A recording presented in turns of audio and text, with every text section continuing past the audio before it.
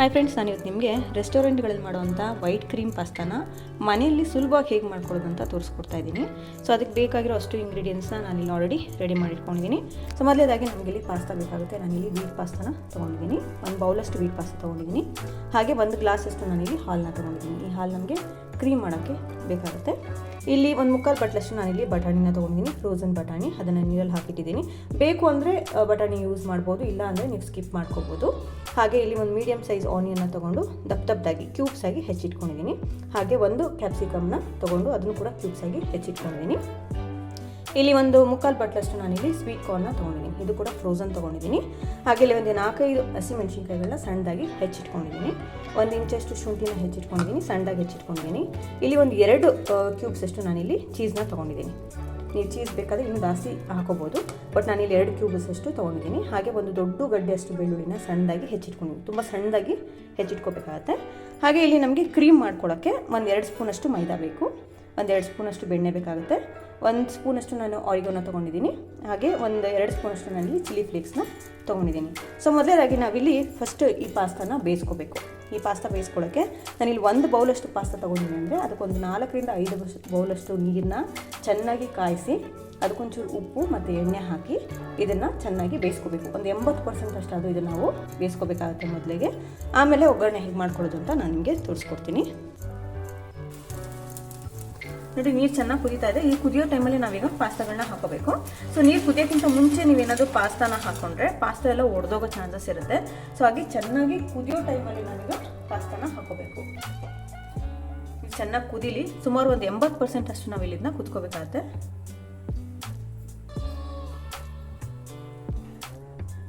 So ಈ ಕಡೆ pasta ಕುದಿಯೋಕೆ ಇಟ್ಕೊಂಡಿದ್ದೀನಿ. ಸೊ ಈ ಕಡೆ ನಾನಿಲ್ಲಿ ವೈಟ್ ಸಾಸ್ನ ಮಾಡ್ಕೊಂಬೇಡ. ಸೊ ವೈಟ್ ಸಾಸ್ಗೆ ಮೊದಲೇದಾಗಿ ಒಂದು 2 ಸ್ಪೂನಷ್ಟು ನಾನಿಲ್ಲಿ ಬೆಣ್ಣೆನ ತಗೋತಾ ಇದ್ದೀನಿ.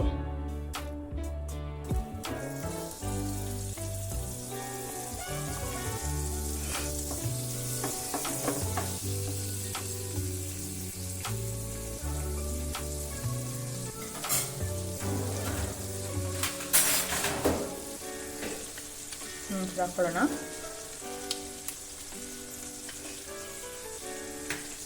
ಬೆಣ್ಣೆ ಒಂದು ಚೂರು ಕರಗಲಿ.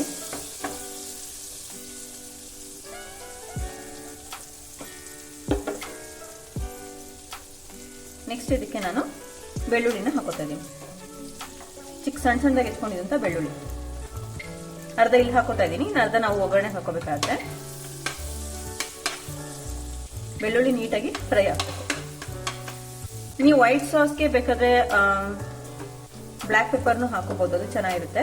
ಸೊ ನಾನು ಇಲ್ಲಿ 1-2 ಮೆಣಸಿನ್ಕಾಯಿನ ಹಾಕೋತೀನಿ. ಸ್ವಲ್ಪ ನನಗೆ ಖಾರ ಬೇಕಾಗುತ್ತೆ, ಹಾಗಾಗಿ ಒಂಚೂರು ಮೆಣಸಿನ್ಕಾಯಿ ಹಾಕೋತಾ ಇದ್ದೀನಿ. ಈ ಮೆಣಸಿನ್ಕಾಯಿ ಬದಲಾಗಿ ನೀವು ಇಲ್ಲಿ ಬ್ಲ್ಯಾಕ್ ಪೆಪ್ಪರ್ನ ಕೂಡ ಹಾಕೋಬಹುದು.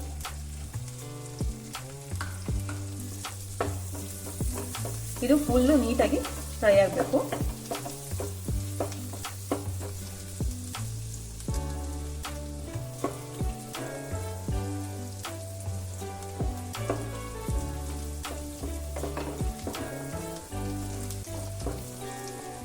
ಸ್ವಲ್ಪ ಬೆಳ್ಳುಳ್ಳಿ ಈಗ ಬ್ರೌನ್ ಕಲರ್ ಆಗ್ತಾ ಇದೆ. ಈ ಟೈಮಲ್ಲಿ ನಾವೇನ್ ಮಾಡಬೇಕು, 2 ಸ್ಪೂನಷ್ಟು ನಾನಿಲ್ಲಿ ಮೈದಾನ ತಗೊಂಡಿದ್ದೀನಿ. 2 ಸ್ಪೂನಷ್ಟು ಮೈದಾನ ಹಾಕೋತಾ ಇದ್ದೀನಿ. ಈ ಮೈದಾನ ಕೂಡ ನಾವು ಬೆಣ್ಣೆಯಲ್ಲಿ ಸ್ವಲ್ಪ ನೀಟಾಗಿ ಫ್ರೈ ಮಾಡಿ ಹುರ್ಕೋಬೇಕು.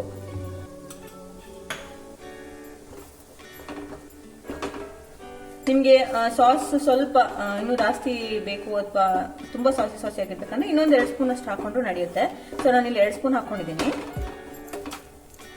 ಇದು ನೀಟಾಗಿ ಹುರ್ಬೇಕು. ಒಂದು ಸ್ಪೂನ್ ಹಾಕೊಳ್ಳೋಣ.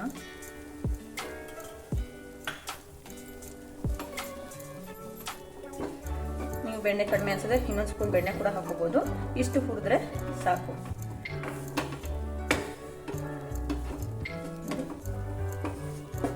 ಜಾಸ್ತಿ ಕೆಂಪಿಗೆಲ್ಲ ಆಗೋದು ಬೇಡ. ಒಂದು ಸ್ವಲ್ಪ ಹಸಿ ವಾಸನೆ ಹೋಗೋವರೆಗೂ ನಿಮ್ಗೆ ಗೊತ್ತಾಗುತ್ತೆ, ಸ್ಮೆಲ್ಲಲ್ಲೇ ಗೊತ್ತಾಗುತ್ತೆ.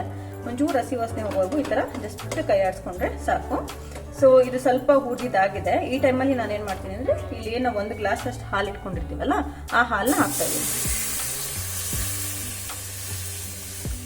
ಹಾಲನ್ನ ಹಾಕಿ ಈ ತರ ನೀಟಾಗಿ ಫ್ರೈ ಆಡಿಸ್ಕೋಬೇಕು.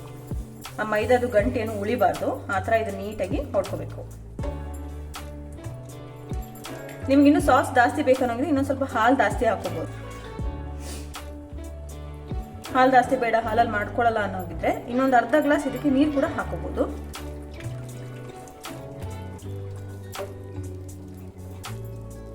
ಇದು ಹೋಗ್ತಾ ಹೋಗ್ತಾ ತಿಕ್ಕಾಗ್ತಾ ಹೋಗುತ್ತೆ. ಒಂಚೂರು ಗಂಟು ಇಲ್ದಿರೋ ಹಾಗೆ ನಾವು ಇದನ್ನು ನೀಟಾಗಿ ಕಾಯಾಡಿಸ್ಕೋಬೇಕು. ಮೈದಾ ಹಿಟ್ಟು ಒಂಚೂರು ಗಂಟು ಕಟ್ಟಬಾರ್ದು.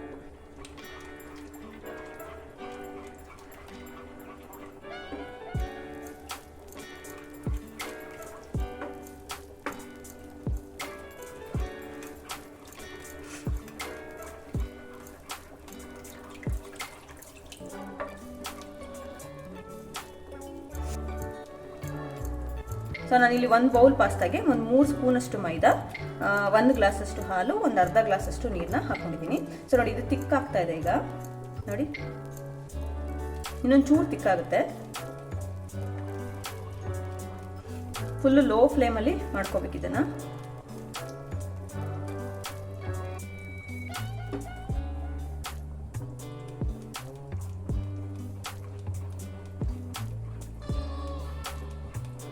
ನೀವು ಬೆಣ್ಣೆಯಲ್ಲಿ ಚೆನ್ನಾಗಿ ಮೈದಾ ಹಿಟ್ಟನ್ನ ಸ್ವಲ್ಪ ಹುರ್ಕೊಂಡಿರೋದ್ರಿಂದ ಸೊ ಇದು ನಿಮಗೆ ಗಂಟು ಕಟ್ಟಲ್ಲ. ಇಲ್ಲಾಂದರೆ ನೀವು ಹಾಗೆ ಮೈದಾ ಹಿಟ್ಟನ್ನ ಹಾಲಲ್ಲಿ ಹಾಕಿ ಈ ಥರ ಸಾಸ್ ಮಾಡ್ಕೊಳಕ್ಕೆ ಹೋದರೆ ಅದು ಗಂಟು ಕಟ್ಕೊಂಡ್ಬಿಡುತ್ತೆ.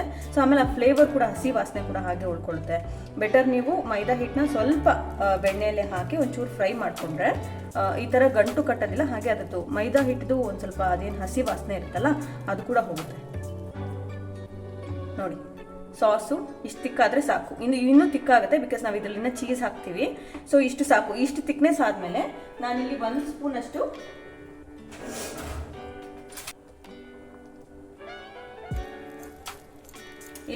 ಸ್ಪೂನಷ್ಟು ನಾನು ಒರೆಗಾನೋ ಹಾಕ್ತಾ ಇದ್ದೀನಿ.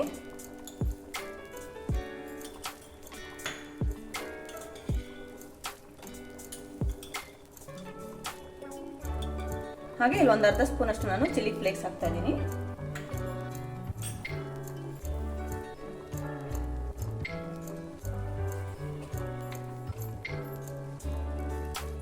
ಒಂದು 1/4 ಸ್ಪೂನಷ್ಟು ಪೆಪ್ಪರ್ ಪೌಡರ್ನ ಹಾಕ್ತಾ ಇದ್ದೀನಿ. ಇಷ್ಟು ಹಾಕಿ ನೋಡಿ ಚೆನ್ನಾಗಿ ಮಿಕ್ಸ್ ಮಾಡಿಬಿಟ್ರೆ ಸಾಸ್ ರೆಡಿ ಆಯಿತು.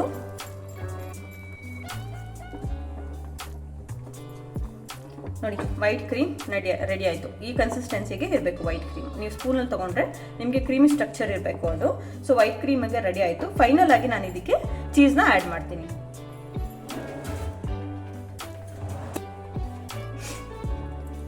ನೋಡಿ ಫೈನಲ್ ಆಗಿ 1 ಕ್ಯೂಬ್ನ ನಾನು ಇದರಲ್ಲಿ ರೆಡಿ ಮಾಡ್ಕೊಳ್ತಾ ಇದ್ದೀನಿ. ಇನ್ನೊಂದು ಕ್ಯೂಬ್ನ ನಾನು ಪಾಸ್ತಾ ಮೇಲೆ ಹಾಕೋತೀನಿ.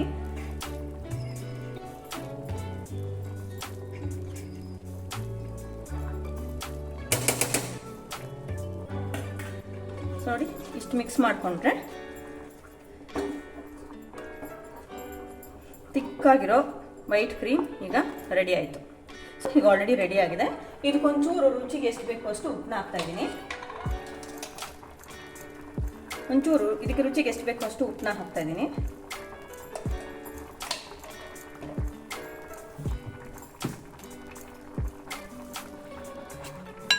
ಹಾಗೆ ಇಲ್ಲಿ ಒಂದು 1/4 ಚಮಚಷ್ಟು ನಾನಿಲ್ಲಿ ಸಕ್ಕರೆನ ಹಾಕೋತಾ ಇದ್ದೀನಿ. ನೋಡಿ ಸಾಸ್ ಈಗ ಆಲ್ಮೋಸ್ಟ್ ರೆಡಿ ಆಯಿತು. ಸೊ ನೀವು ಈ ಕನ್ಸಿಸ್ಟೆನ್ಸಿಯಲ್ಲಿ ಇರಬೇಕು ಸಾಸು. ಇನ್ನೂ ಲಿಕ್ವಿಡ್ ಆಗಿ ಬೇಕಾದ್ರೂ ಮಾಡ್ಕೋಬೋದು, ಇನ್ನೂ ತಿಕ್ಕಾಗಿ ಬೇಕಾದ್ರೂ ಮಾಡ್ಕೋಬೋದು. ಸಾಕು, ಇಷ್ಟು ಕನ್ಸಿಸ್ಟೆನ್ಸಿ ಇದ್ದರೆ ಸಾಕು.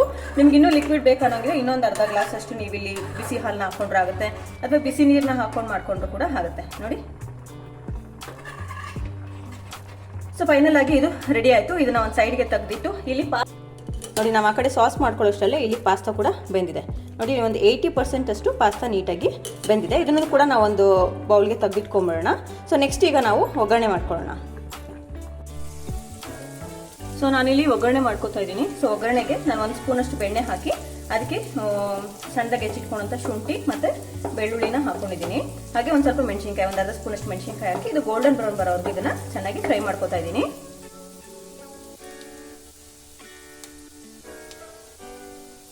ಇದಿಷ್ಟು ಫ್ರೈ ಆದಮೇಲೆ ನಾನಿಲ್ಲಿ ಹೆಚ್ಚಿಟ್ಕೊಂಡಂಥ ಈರುಳ್ಳಿನ ಹಾಕೋತಾ ಇದ್ದೀನಿ. ಇದು ಈರುಳ್ಳಿ ಸ್ವಲ್ಪ ದಪ್ಪದಾಗಿ ಹೆಚ್ಚಿಟ್ಕೋಬೇಕು, ಕ್ಯೂಬ್ಸ್ ಥರ ಹೆಚ್ಚಿಟ್ಕೋಬೇಕು. ಇದು ಕೂಡ ಸ್ವಲ್ಪ ಗೋಲ್ಡನ್ ಬ್ರೌನ್ ಆಗೋವರೆಗೂ ಇದನ್ನು ಫ್ರೈ ಮಾಡ್ಕೋಬೇಕಾಗುತ್ತೆ ಈರುಳ್ಳಿನ ಕೂಡ. ನೀವೇನೊಂದು ಸ್ವಲ್ಪ ಕ್ವಾಂಟಿಟಿ ಕಡಿಮೆ ಮಾಡ್ಕೋಬಹುದು ಈರುಳ್ಳಿದು.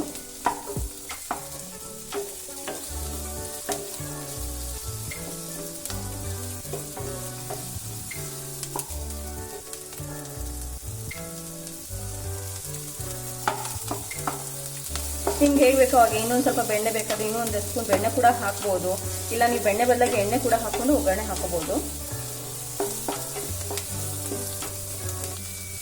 ಇದೊಂದು ಚೂರು ಗೋಲ್ಡನ್ ಬ್ರೌನ್ ಬರೋವರೆಗೂ ಫ್ರೈ ಆಗಿ.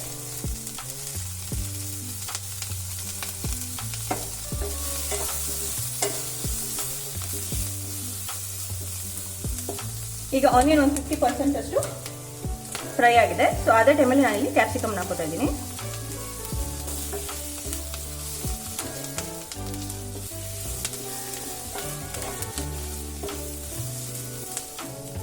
ನೋಡಿ ಒಂಚೂರು ಗೋಲ್ಡನ್ ಬ್ರೌನ್ ಆಗ್ತಾ ಇದೆ, ಇಷ್ಟಾದರೆ ಸಾಕು. ಇವಾಗ ನಾವು ನೀನು ಫ್ರೋಸನ್ ಬಟಾಣಿ ತೊಗೊಂಡಿರ್ತೀನಲ್ಲ, ಇದು ಆಗ ನಾನು ಹೇಳಿದಾಗೆ ಬಟಾಣಿ ಆಪ್ಷನಲ್, ಬೇಕಾದರೆ ಹಾಕೋಬೋದು. ಸೊ ನಾನು ಯೂಶಲಿ ಹಾಕ್ತೀನಿ, ಸೊ ಹಾಗಾಗಿ ಹಾಕ್ತಾ ಇದ್ದೀನಿ. ಒಂದು 2 ಸ್ಪೂನ್ ಅಷ್ಟು ನಾನಿಲ್ಲಿ ಬಟಾಣಿ ಹಾಕೊಂಡಿದ್ದೀನಿ.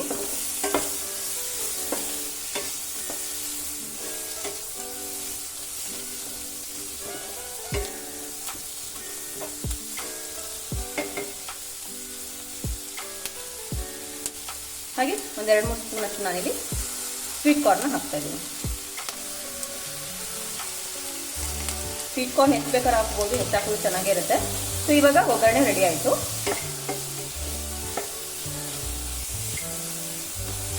ಇದನ್ನ ಲೋ ಫ್ಲೇಮ್ ಮಾಡಿ ಈ ಒಗ್ಗರಣೆಗೆ ನಾವು ಆಲ್ರೆಡಿ ಪಾಸ್ತಾಗೂ ಉಪ್ಪು ಹಾಕಿರ್ತೀವಿ, ಹಾಗೆ ಸಾಸ್ಗೂ ಉಪ್ಪು ಹಾಕಿದ್ವಿ. ಸ್ವಲ್ಪ ಈ ಒಗ್ಗರಣೆಗೆ ಎಷ್ಟು ಬೇಕೋ ಅಷ್ಟು ಉಪ್ಪು ಹಾಕ್ತಾ ಇದ್ದೀನಿ. ಹಾಗೆ ಒಂದು ಸ್ವಲ್ಪ ಒಂದು ಅರ್ಧ ಸ್ಪೂನ್ ಅಷ್ಟು ಚಿಲ್ಲಿ ಫ್ಲೇಕ್ಸ್ ಮತ್ತೆ ಹಾಕ್ತಾ ಇದ್ದೀನಿ. ಹಾಗೆ ಒಂದು ಅರ್ಧ ಸ್ಪೂನ್ ಅಷ್ಟು ಅರಿಗನೋ ಹಾಕ್ತಾ ಇದ್ದೀನಿ.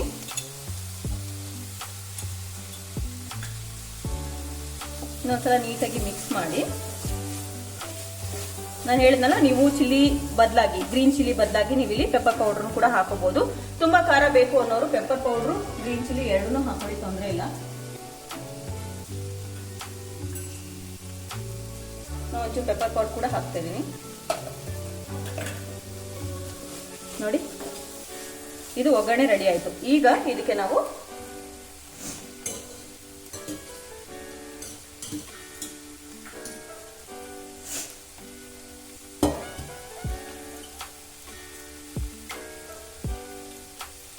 ಬೇಯಿಸ್ಕೊಂಡಿರುವಂಥ ಪಾಸ್ತಾನ ಹಾಕ್ತಾ ಇದ್ದೀನಿ. ನೋಡಿ, ಪಾಸ್ತಾ ಈ ಥರ ಒಂದು 80% ಅಷ್ಟು ನೀಟಾಗಿ ಬೆಂದಿರಬೇಕು. ಈ ಪಾಸ್ತಾನ ಇದಕ್ಕೆ ಹಾಕೊಂಡ್ಬಿಡೋಣ.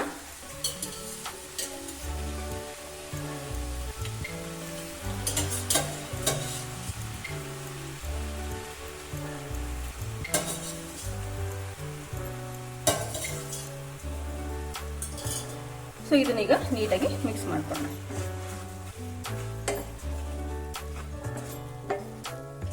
ಸೊ 1 ಬೌಲ್ ಪಾಸ್ತಾ ಮಾಡ್ಕೊಂಡ್ರೆ ನೀವು ಸುಮಾರು 4ರಿಂದ 5 ಜನ ಆರಾಮಾಗಿ ತಿನ್ಬೋದು. ಬಿಕಾಸ್ ಸಾಸ್ ಕೂಡ ಇರೋದ್ರಿಂದ ಇದು ಸ್ವಲ್ಪ ಕ್ವಾಂಟಿಟಿ ಜಾಸ್ತಿನೇ ಆಗುತ್ತೆ. ಸೊ ಈಗ ಒಗ್ಗರಣೆ ಆಲ್ಮೋಸ್ಟ್ ರೆಡಿ ಆಯಿತು. ಸೊ ಈ ಟೈಮಲ್ಲಿ ನಾವೇನು ಮಾಡಬೇಕು, ಇದು ಸ್ವಲ್ಪ ಒಂದು 2 ನಿಮಿಷ ಬಿಡೋಣ. ಇದು ಸ್ವಲ್ಪ ಪಾಸ್ತಾ ಚೂರು ಈ ಮಸಾಲೆನೆಲ್ಲ ಹಿಡಿಬೇಕು. ಸೊ ಅಲ್ಲಿವರೆಗೂ ಒಂದು 2 ನಿಮಿಷ ಈ ಥರ ಜಸ್ಟ್ ಮಿಕ್ಸ್ ಮಾಡಿಕೊಂಡ್ರೆ ಸಾಕಾಗುತ್ತೆ. ನೋಡಿ, ಪಾಸ್ತಾ ಒಂದು ಒಡೆದಿಲ್ಲ. ಅದಕ್ಕೆ ಹೇಳೋದು, ನೀರು ಕಾಯಿಸಬೇಕಾದ್ರೆ ಚೆನ್ನಾಗಿ ಕಾದ್ಮೇಲೆ ನೀವು ಪಾಸ್ತಾ ಹಾಕೋದ್ರಿಂದ ಪಾಸ್ತಾ ಹೊಡ್ಕೊಳ್ಳೋದಿಲ್ಲ. ಸುಮಾರು ಜನ ಸಮಸ್ಯೆ ಅದೇ ಇರುತ್ತೆ, ಪಾಸ್ತಾ ನೀರು ಹಾಕಿದ ತಕ್ಷಣ ಅದು ಹೊಡ್ಕೊಂಡ್ಬಿಡುತ್ತೆ ಅಂತ. ಸೊ ಈ ಥರ ಚೆನ್ನಾಗಿ ಬಾಯ್ಲ್ ಬಂದಿರೋ ನೀರಲ್ಲಿ ಹಾಕೊಂಡ್ರೆ ಪಾಸ್ತಾ ಹೊಡೆಯೋದಿಲ್ಲ, ಇದು ಹಾಗೇ ಇರುತ್ತೆ. ಚೆನ್ನಾಗಿ ಬೆಂದಿದೆ ಕೂಡ. ಸೊ ನೆಕ್ಸ್ಟ್ ಇವಾಗ ನಾವು ಇಷ್ಟಾದ್ಮೇಲೆ ಫೈನಲ್ ಆಗಿ ನಾವೇನು ಸಾಸ್ ಮಾಡ್ಕೊಂಡು ಇಟ್ಕೊಂಡಿರ್ತೀವಲ್ಲ, ಆ ಸಾಸ್ನ ನಾನು ಪೂರ್ತಿ ಇದಕ್ಕೆ ಹಾಕ್ತಾ ಇದ್ದೀನಿ.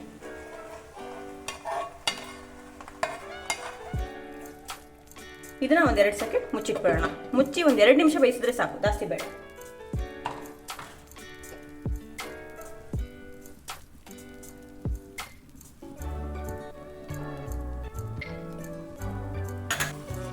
ಸಾಸ್ ನೀಟಾಗಿ ಇನ್ನೊಂದು ಸ್ವಲ್ಪ ತಿಕ್ಕಾಗಿದೆ, ಪಾಸ್ತಾಗೆಲ್ಲ ನೀಟಾಗಿ ಹಿಡಿದಿದೆ. ಸೊ ಫೈನಲ್ ಆಗಿ ನಾನು ಇದಕ್ಕೆ ಇನ್ನೊಂದು ಚೀಸ್ ಕ್ಯೂಬ್ನ ಇಟ್ಕೊಂಡಿದ್ನಲ್ಲ, ಅದನ್ನು ಹಾಕೋತಾ ಇದ್ದೀನಿ.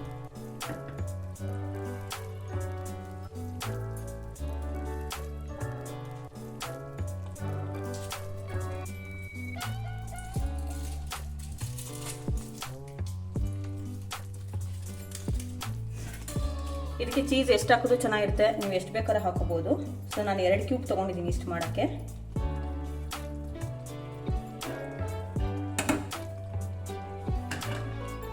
ನೋಡಿ, ಪಾಸ್ತಾ ಈಗ ರೆಡಿ ಆಯಿತು. ಸೊ ಹೋಪ್ ನಿಮ್ಮೆಲ್ಲರಿಗೂ ಈ ರೆಸಿಪಿ ಇಷ್ಟ ಆಗಿರುತ್ತೆ ಅಂದ್ಕೊಂಡಿದ್ದೀನಿ. ಇಷ್ಟ ಆಗಿದ್ದರೆ ಲೈಕ್ ಮಾಡಿ, ಶೇರ್ ಮಾಡಿ, ಸಬ್ಸ್ಕ್ರೈಬ್ ಮಾಡೋದನ್ನ ಮರಿಬೇಡಿ. ಬನ್ನಿ ಈಗ ಇದನ್ನ ಸರ್ವಿಂಗ್ ಪ್ಲೇಟ್ಗೆ ಸರ್ವ್ ಮಾಡಿ ನಾನು ನಿಮಗೆ ತೋರಿಸ್ತೀನಿ.